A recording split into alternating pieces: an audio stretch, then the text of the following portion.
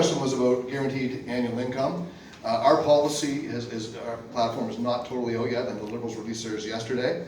So I can't comment on everything in the policy because we're doing our release sometime soon. But I can talk about my personal feeling on it. I'm good friends with a guy named Hugh Siegel. He's a senator, he's a retired senator now. And he did a big study across Canada for the Senate on guaranteed annual income. I think it's a very interesting thing.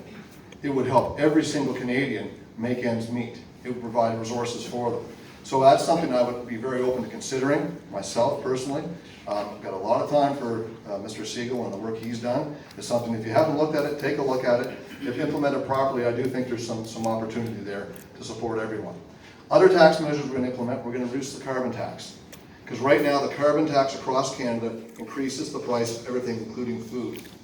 And if you look at our local area, we have agriculture, fishing, lumber. All these resources depend on low fuel prices for a competitive advantage. Those costs are passed along to the consumer, particularly in the idea of food. So if you can lower the cost for agriculture producers to get their food to market, you would expect that those markets would then lower the price of food for the average everyday Canadian.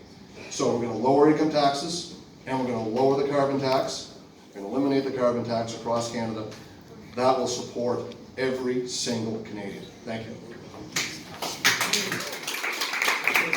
Steve next, and I just want to point out that I know that Steve did not have the questions in advance, but we are asking him now to speak to the issue of poverty and food insecurity. Thank you.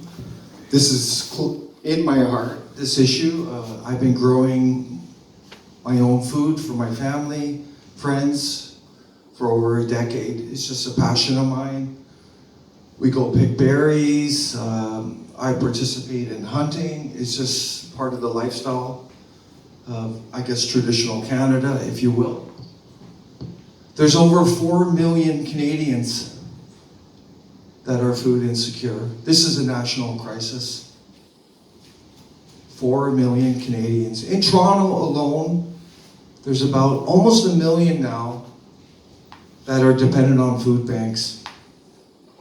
And I talked to the wonderful ladies here volunteering. There's around 800 a month dependent on this food bank here alone. This is a national crisis.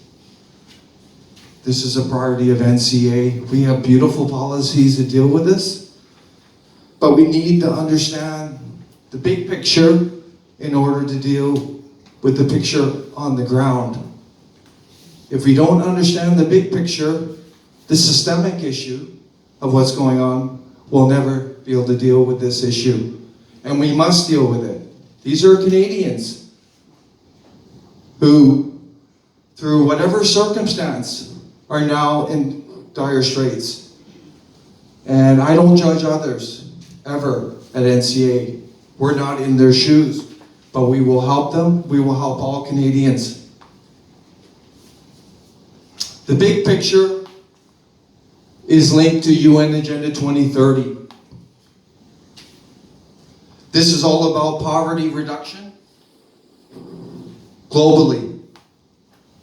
It's causing our country to focus our tax dollars on people in Pakistan, in Africa, in other countries, while our Canadians are suffering. And we love those people in those countries, but we say at NCA, let's put our people first, especially those who are food insecure, those who are homeless. That's all we're saying.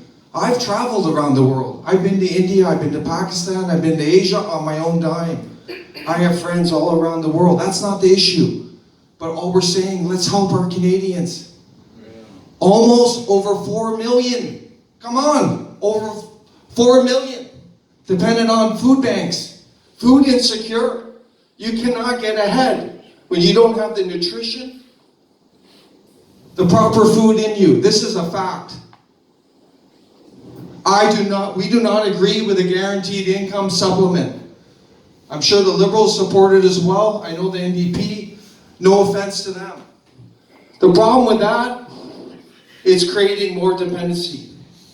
We don't want more dependency. We want our people to be independent, productive. That's not the solution. We don't want more handouts. They're hand-downs. This is a solution that NCA supports. Right now, the system is relying on these food banks. They do a wonderful service in our country. But the fact is, they only support 25%. There's a 75% that don't use it. We support a food subsidy to guarantee that our Canadians get the proper food. This is a food subsidy, national, just like a guaranteed income supplement. That's what we would support. So they can get the food. The only way we're going to make this work is if we rein back all the money flowing out so we can fund that. Thank you very much. Right on, right on. The federal party has some interesting ways of dealing with it. One of them is in taxation. Let's tax the rich, make sure they pay their fair share, close loopholes, and let's put the money on the other end of the spectrum. Narrow the gap between the rich and the poor.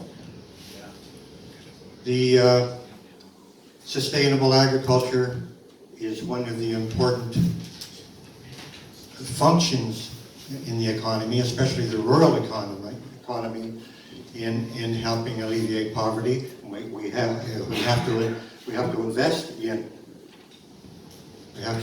in making sure that our land is protected, good agricultural land is protected, that the soil is not allowed to deplete because of pesticides and chemicals.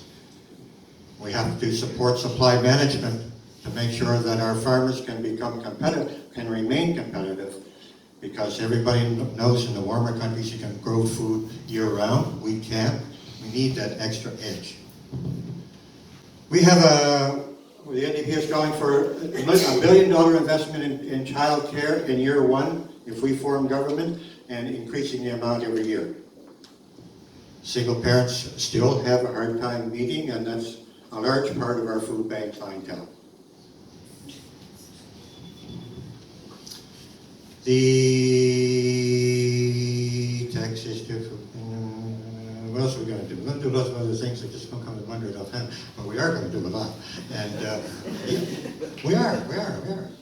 And I think I'm going to cut off unless something comes to mind really quick. My 4 minutes isn't done. Okay. Guaranteed annual income has always been part of our policy. We're not promising to put it in right after forming government the first time, but in the meantime, we want to increase all our social programs, and unemployment insurance is a big part of that too. Our policy now calls for raising the unemployment rates for recipients, make it easier to qualify, using more of the money for retraining of people. And I shall start thinking about the second question. Thank you.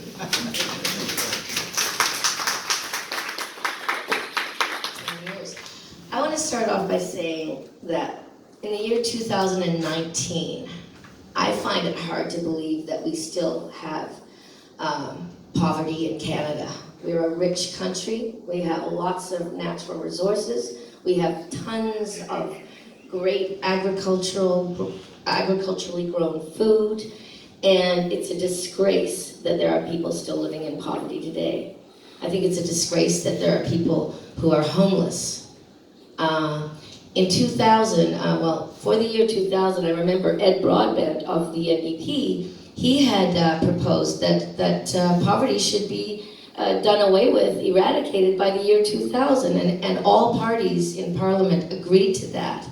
And yet, here we are, it's almost 20 years later, and we're still talking about poverty, about children going hungry, about single parents who are trying to deal with their 3 or 4 children sometimes, and how do they live on a minimum wage and pay for all of the things, medication, the kids' food to go to school, their clothes, any kind of sports or artistic achievements.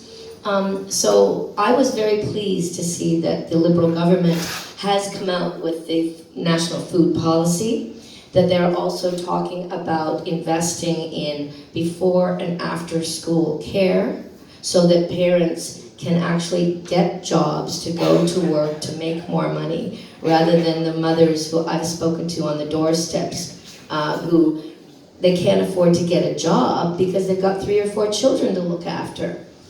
So they stay home. And one of the things that the Liberals have announced is that the first $15,000 that anybody makes will be tax-free. I think that's a good start. They're also putting money into the child food, a food for every school child in Canada. They're investing in looking into this to start with. Personally, I'd like to just do it. I find that governments take sometimes too much time putting money into studies, and they should just go ahead and do it. But at least it's a start. It's a step in the right direction.